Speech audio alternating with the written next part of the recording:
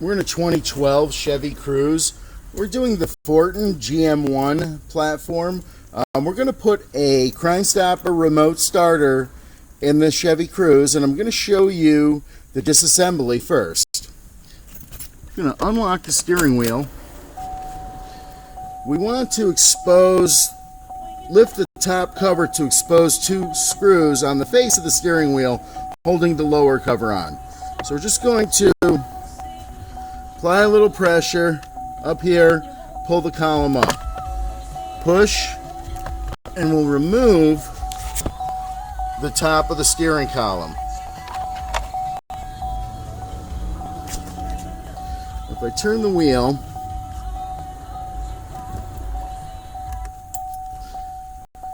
we'll expose a 7mm screw on the face of the lower column plastic, another 7mm screw on this side, and there's also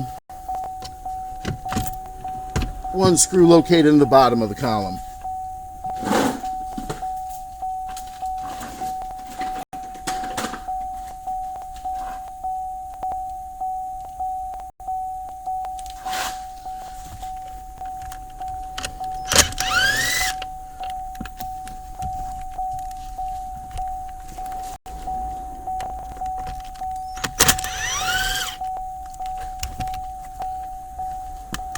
And there's the two screws on the face,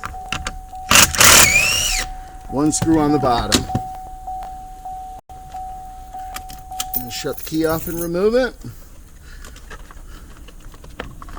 I'm going to pull the lower section of the column plastic off and remove it.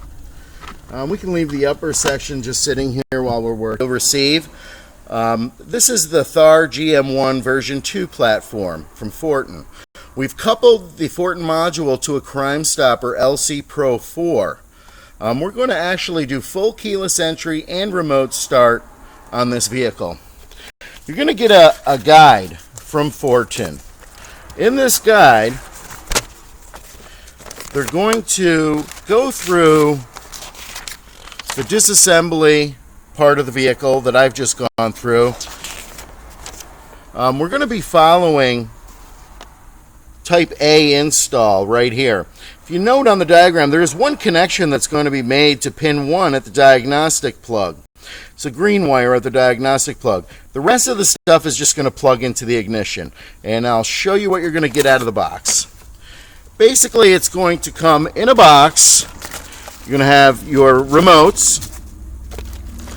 You're going to have the Fortin module already coupled to the LC Pro.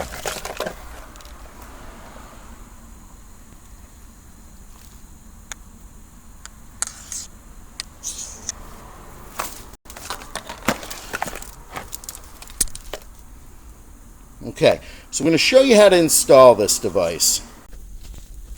We're back in our 2012 Chevy Cruze. We're at the ignition plug and the immobilizer plug. We have our T-harness and our Fortin LC Pro combination right here. We want to take these wires that have the ignition ends, and we want to route them up underneath the steering column.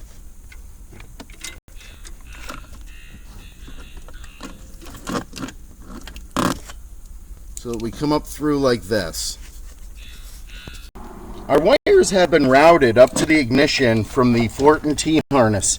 I'm going to show you which plugs we're dealing with. The ignition plug is a red clip that must be pulled back in order for the plug to release. Then there is a little tab to push in and pull back on the plug, and it'll unplug. When you have everything released, it'll unplug smooth.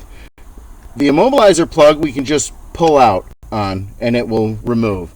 Now what we're going to do is we're going to plug in the corresponding T-harness ends. Here's the ignition end of the T-harness. And here is the immobilizer end of the T-harness. Again, when they're correct, they will slide in effortlessly. So we don't want to force any plugs. Now we're going to plug in to the corresponding T-harness ends.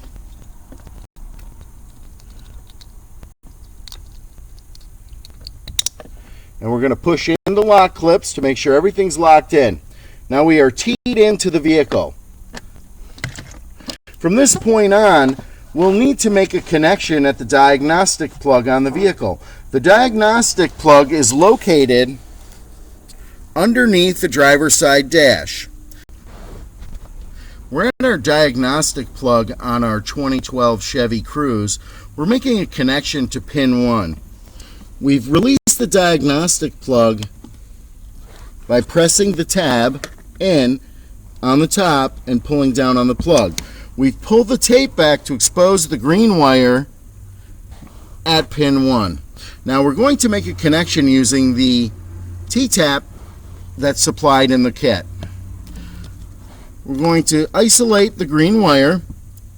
We're going to take the T-tap in a pair of pliers and we're going to apply it to the wire. We're going to be careful, and we're going to want to make sure that the wire is in the round spot of the T-tap before we close it. You can cut the wire if it's in the wrong spot or not make a complete connection.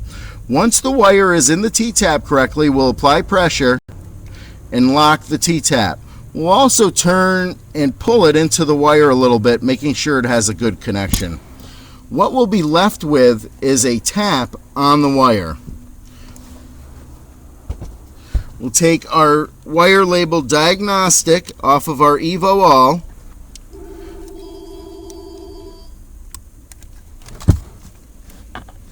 And we'll plug it into the green wire.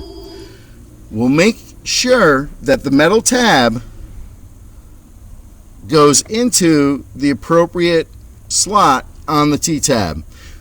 It can go past and not actually slide in if it's to the side a little. So you want to plug it in, it'll click and lock in. You'll be able to pull it and it won't come out. From this point on, all the mandatory connections are made. We could go ahead and program this right now and have it working. If we want to do the parking lights, that's another connection that is set up on the LC-Pro.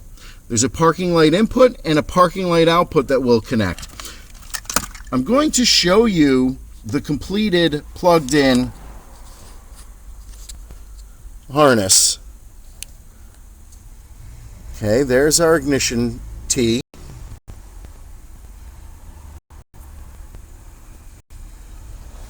And then here is our diagnostic plug connection as well.